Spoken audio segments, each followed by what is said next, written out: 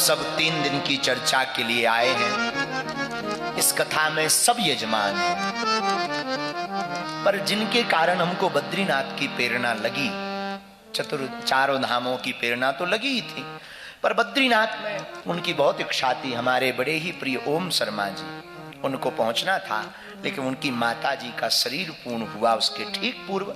उन्हें माता पिता के निमित्त करवानी ही थी और उनकी माता जी का शरीर पूर्ण हुआ, वो पहुंचे नहीं। हम यहीं व्यासपीठ से उनको प्रार्थना, बाकी निमित्त यजमान, सहयजमान, मुख्य यजमान हमारे अहलूवालिया जी, माथुर साहब, सब लोग जो भी विराजमान हैं, सबको हम साधुवाद देते हैं कि भगवान ने आपको निमित्त चुना है और हम सब बद्रीनाथ में बैठे। 3 दिन तक हमने विचार किया कि हम बद्रीनाथ में सुनाएंगे क्या। फिर आया ये सुनाए, फिर आया ये सुनाए, क्या सुनाए। कल आया रात को सत्यनारायण की कथा सुनाए।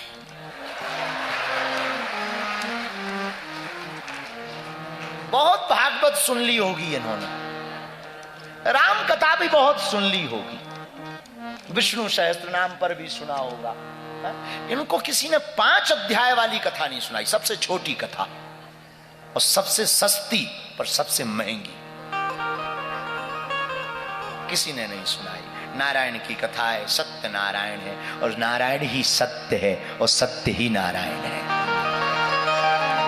तो हम सोचते रहे, कल तक हमने पूछा, गए हम कल रात को, पहले मन नहीं था, नहीं जाना है, थोड़ी सी लड़ाई हो गई, हमने कहा हम दर्शन करने नहीं आ रहे, सो गए और खूब सोए, उठे भी कि जाना है, फिर थोड़ी लड़ाई हो गई, नहीं जाना है, थक गए। तब तक फिर नहीं चलो, फिर दौड़े हम मंदिर की आरती के पहले हमको दर्शन विधिवत आपने कराया। क्षेत्रपाल जी के दर्शन किए, हनुमान जी के दर्शन किए, लक्ष्मी माता के दर्शन किए। फिर वहीं बैठे बैठे हम सोच रहे थे, जब दर्शन हो रहे थे तो हमने कहा क्या सुनाए तुम्हें, सब सुने सुनाए बैठे हो, हम क्या सुनाए। मन में आया हमारी शास्त्रीय संगीत उतनी अच्छी नहीं, संस्कृत उतनी अच्छी नहीं, वेद उतना अच्छा नहीं, स्तुतियां हमारी परंपरानुअंतर्गत भी नहीं है, हमारे पास तो शब्द हैं वो भी टूटे फूटे हैं। अब आपको अर्पित भी क्या करें, आपके सामने तो बड़े बड़े आचार्य वेद स्तुति करते, देव स्तुति करते, गायन करते, वादन करते, नृत्य भी करते, हम क्या सुनाएं। हम तो साधारण जीव हैं, बुला लिया यही बहुत है। तुमने हम पर दृष्टि डाल दी, हम तो देख नहीं पा रहे तुम्हें, तुमने हमें देख लिया, हमारा काम बन गया।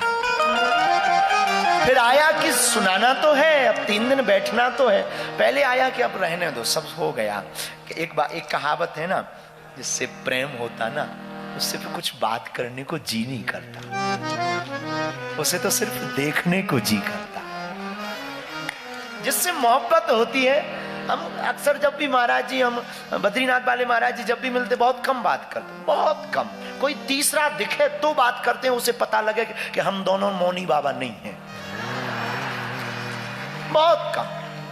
प्रेम है बस, महाराज जी जब मिलते बहुत कम हो गए। महाराज जी को पता है घिसपिट के वही बातें बतानी, बोलने ही क्या, बस स्पर्श हो गया, कहानी खत्म। जिससे प्रेम है उसे दूर से दर्शन करना चाहिए, कभी भी प्रेमी को हमारे द्वारा कष्ट नहीं होना चाहिए। तो हमने कहा कि आपको क्या परेशान करें, हमने उनको ये भी कहा कि तुम मंदिर से आना भी मत, बहुत भीड़ चल रही है। पर मन में आया, सबने बड़ी बड़ी कथाएं सुनाई, हम पढ़ नहीं पाए, वेद नहीं है, शास्त्र नहीं है, हम सबसे छोटी कथा जिससे हमने अपनी जिंदगी शुरू की थी, सत्यनारायण की कथा, उसी से हम अपने जीवन की इस स्थिति में आपको कथा सुनाएंगे। उन्होंने कृपा की और उनकी अनुकंपा है।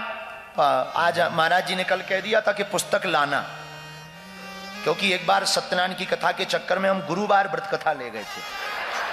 हाँ, तो ये भी हम आपको बता देते हैं, आई कि नहीं आई है। हमारा जी ये देखो, आपने कल हमको टोका था कि गुरुवार व्रत कथा मत ले जाना, तो सत्यनारायण ही है। तो भगवान की कृपा है, बद्रीनाथ भगवान, देखो बद्रीनाथ की महिमा को क्या कहना,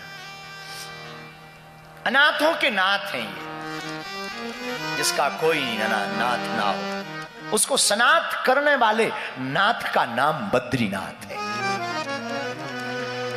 अनाथ को सनात करने का नाम अगर कोई इस पृथ्वी पर है वो बद्रीनाथ है। और कितना अद्भुत संयोग है, बद्रीनाथ और बागेश्वरनाथ दोनों जुड़े हैं। हर बार ना दोनों मिल जाते हैं कहीं ना कहीं किसी ना किसी मोड़ पर। चारों युगों में बद्रीनाथ की महिमा। सतयुग में मुक्ति प्रदा नाम से जाना, सतयुग में भी बद्रीनाथ तीर्थ था, इसे मुक्ति प्रदा तीर्थ के नाम से जाना। त्रेता युग में भी बद्रीनाथ जाना गया, योग सिद्ध क्षेत्र के नाम से जाना गया। द्वापर में भी बद्रीनाथ को जाना गया, पर द्वापर में मणिभद्र के नाम से जाना गया, और कलयुग में बद्रीनाथ के नाम से जाना जाता है। नाम एक ही है, पर अच्छा बद्रीनाथ क्यों नाम पड़ा?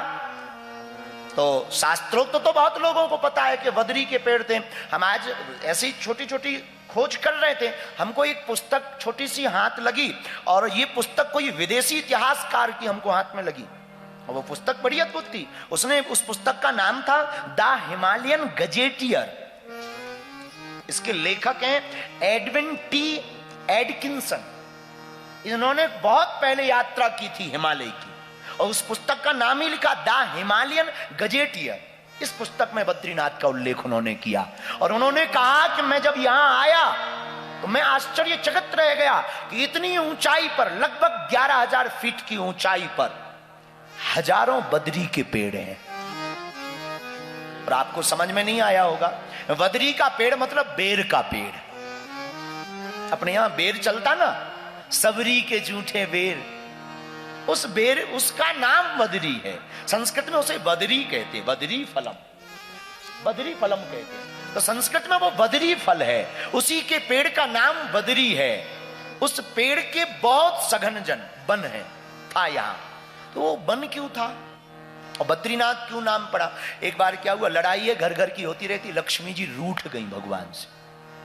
अच्छा, तो जो विवाहित हैं वो अनुभवशील होंगे, अपनी तो कुछ ऐसा है नहीं है, अपन को पता नहीं कि लड़ाई कितनी जल्दी होती है। बाकी अहलू वालिया जी विवाहित है, उनको परिचय, सब लोग, बहुत से लोग विवाहित बैठे हैं, उनको अनुभव। भगवान की नौक झोंक है। भगवान के तो विवाद में भी कोई ना कोई संवाद छिपा रहता है। ओ लक्ष्मी जी ने कहा कि हम जा रहे हैं अपने मायके, आप बने रहो शेषनाग की सैया पर। भगवान ने कहा तुम मायके चलो तो हम जोगी बनेंगे, तपस्या करेंगे। प्रायः बहुत से लोगों को शादी के बाद सन्यास बहुत जगता है। बहुत हमने अनुभव लोगों के खोजे हैं, अनुभव सन्यास। तो लक्ष्मी जी नाराज हो गई, वो चली गई। कथा कहती है, लोगों के मुंह से हमने सुना, संतों के मुंह से सुना कि भगवान बालक का रूप धारण करके इस क्षेत्र में आए, रोने लगे। नारायण भगवान रोने लगे।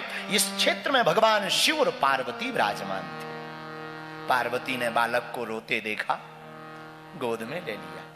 क्या बात है, क्यों रो रहे हो, कौन हो तुम? वो सब बाद में बताएंगे, पहले हमारे चुप कराने का उपाय पूछो। हाँ, उपाय बताओ। उस बालक ने कहा, मां आपकी कृपा हो तो ये क्षेत्र हमको तपस्या के लिए दे दो, आप दोनों कहीं और चले जाओ। शंकर जी तो सब समझते थे हमारे प्रभु हैं, ठीक है हम कहीं और जाते हैं। और वो भगवान महादेव इस क्षेत्र को छोड़कर केदारनाथ चले गए। और वो बालक यहां विराजमान, वो बालक कोई और नहीं, हमारे श्री नारायण प्रभु जी विराजमान हो गए। बर्फ की बूंदें गिरी, खूब तेज बर्फ गिरी। और जब बर्फ गिरी, इधर लक्ष्मी जी को खबर लगी कि स्वामी जी गायब। देखा जाए कि कहां गायब। स्वामी जी हिमालय में तपस्या करते हैं। और जब तपस्या को देखा, मूर्तिमान नारायण को देखा, जब योग सिद्ध में उस भाव में देखा, लक्ष्मी जी के अंदर भी भाव जग गया कि हमारे प्रभु इतना कष्ट उठा रहे। तो वो भी वहां पर सोचने लगी, मैं करूं क्या, बर्फ टप टप टप टप गिर रही है, इनकी साधना में कोई भंग ना पड़े। पत्नी का अर्थ भी वही है, पत्नी वही है जो अपने पति को पतन से बचाए। पत्नी का अर्थ है जो अपने पति को पतन से बचाए। पत्नी का यही स्वभाव होता। पर धन्य मां तो मां है, ये तो लीला है। मां लक्ष्मी ने सोचा करूं क्या, मन में भाव आया मैं कुछ बनकर खड़ी हो जाऊं। ताकि इनके ऊपर बर्फ की बूंद ना गिरे। और वो बदरी का पेड़ बनकर, बेरी का पेड़ का पेड़ बनकर के वो खड़ी हो गई। बहुत वर्ष बाद भगवान की तपस्या पूर्ण हुई तो नेत्र खोला तो देखा, अरे देवी तुम? जी महाराज आप आ गए थे, मैं भी पीछे पीछे आ गई, आपके कष्ट को नहीं देख पाई, बहुत बर्फ की बूंदें गिर रही थी इसी जगह पर। तो भगवान ने कहा, देवी हमने तो तपस्या की पर तुम्हारी भी कम तपस्या नहीं थी, जाओ आज के बाद इस तीर्थ स्थल पर हम दोनों की पूजा, हमारी पूजा तुम्हारे साथ होगी, लोग हमको बद्रीनाथ कहेंगे। और नाम पड़ गया बद्रीनाथ। इसीलिए हमने आते ही कथा के संकीर्तन में कहा था, जो आए बद्री वो कभी ना रहे दरिद्री। लेकिन पूज्य महाराज जी अद्भुत बात बोलते हैं, भैया जो आए बद्री वो ना आए ओदरी। जो बद्रीनाथ आता है वो कभी गर्भ में नहीं जाता है।